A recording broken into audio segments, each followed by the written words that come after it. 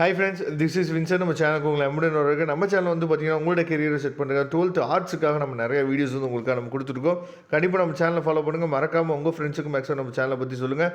அது மட்டும் இல்லாமல் நம்ம சேனலோட வாட்ஸ்அப் குரூப்பில் கண்டிப்பாக ஜாயின் பண்ணுங்க. வாட்ஸ்அப் குரூப்போட லிங்க் வந்து டிஸ்கிரிப்ஷன் பாக்ஸில் இருக்குது. ஓகே ஃப்ரெண்ட்ஸ், ரொம்ப ஒரு முக்கியமான வீடியோக்குள்ளே வந்திருக்கிறோம். அதாவது எனக்கு வந்து 2 மார்க் வந்து கொஞ்சம் நான் சென்டம் எடுக்கிறதுக்கு கொஞ்சம் தடையாக இருக்குது சார். ஏன்னா எதில் வந்து பார்த்தீங்கன்னா கம்பல்சரி கொஸ்டின் கேட்க போகிறாங்க அப்படின்னு சொல்லி தெரியல. நான் கொஞ்சம் படிக்கணும், ஆனால் எனக்கு கரெக்டாக பப்ளிக் எக்ஸாமில் வந்துடணும் அப்படிங்கிற ஒரு ஆசை வந்து உங்களுக்குள்ள இருக்கலாம். சரியா? Both Tamil and English medium ரெண்டுமே நம்ம பார்க்க போகிறோம். அதாவது டாப் 30 கொஸ்டின்ஸ் நம்ம என்னாச்சு பார்த்தா தெளிவாக நம்ம பார்க்க போகிறோம். சரியா? இந்த கொஸ்டின்ஸை நீங்கள் ப்ரிப்பேர் பண்ணிட்டீங்க அப்படின்னாவே மேக்ஸிமம், அதாவது 2 மார்க்ஸை பொறுத்த வரைக்கும் நமக்கு வந்து 14 மார்க் இருக்குது. அந்த 14 மார்க்குக்கு 14 மார்க் 14 அவுட் ஆஃப் 14 வந்து உங்களால் கண்டிப்பாக ஸ்கோர் பண்ணிட முடியும். சரியா?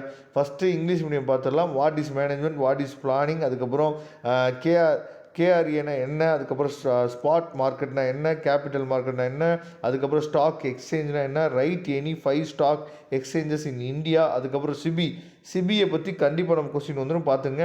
What are the types of spectacular, அதுக்கப்புறம் ஹியூமன் ரிசோர்ஸ் மேனேஜ்மெண்ட்னா என்ன, ப்ரமோஷன்னா என்ன, இன்டர்வியூனா என்ன, வாட் இஸ் மீன் பை, அதாவது ரெகுலேட்டட் மார்க்கெட், அதுக்கப்புறம் டிஃபைன் மார்க்கெட்டிங் மிக்ஸ், அதுக்கப்புறம் வந்து பார்த்திங்கன்னா அம்யூஸ் மார்க்கெட்டிங், அதுக்கப்புறம் ஹூ இஸ் கன்சியூமர், அதுக்கப்புறம் வந்து பார்த்திங்கன்னா what do you know about national commission, what is GST, what is, அதாவது காக்னிகேட் குட்ஸ், அதுக்கப்புறம் வந்து பார்த்திங்கன்னா internal environment list down the essentials elements of the contract of sale. சரியா? Define secure. சரியா? அதுக்கப்புறம் what is mean by interpreter, அதுக்கப்புறம் examples of pure interpreter, அதுக்கப்புறம் வந்து பார்த்திங்கன்னா நேம் எனி 4 கவர்மெண்டல் அதாவது இன்டர்பிரேட்டர் ஸ்கீம்ஸ், அதுக்கப்புறம் what is sir, who is whole time director, அதுக்கப்புறம் ரைட் ஷார்ட் நோட் ஆன், அதாவது ப்ராரக்ட்ஸ்ன்னு சொல்லுவோம், அதுக்கப்புறம் list of the management tools, what is privatisation. சரியா?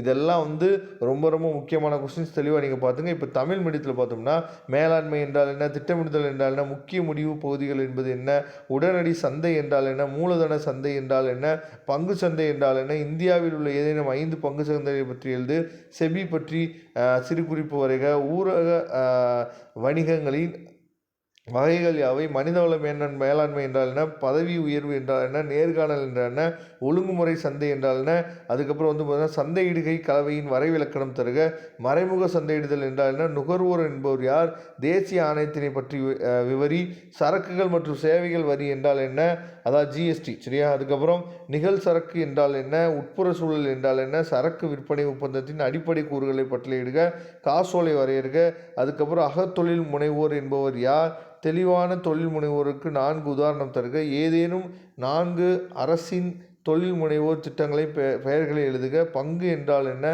முழு நேர இயக்குனர் என்பவர் யார், அதுக்கப்புறம் பகரால் சிறுகுறிப்பு வரைக, மேலாண்மை கருவிகளை பட்டியலிடுக, தனியார் மயமாக்கல் என்றால் என்ன. சரியா? இதெல்லாம் படிச்சுங்க. கண்டிப்பாக நீங்கள் 7 கொஸ்டின்ஸை ஈஸியாக நீங்கள் எழுதிடலாம். 14 அவுட் ஆஃப் 14 உங்களால் ஸ்கோர் பண்ணிட முடியும். Okay friends, thank you. நம்ம நெக்ஸ்ட் வீடியோ பார்க்கலாம். அதுவரை உங்களுக்கு விடைபெறுவது உங்கள் நண்பன் வின்சென்ட். தேங்க்யூ.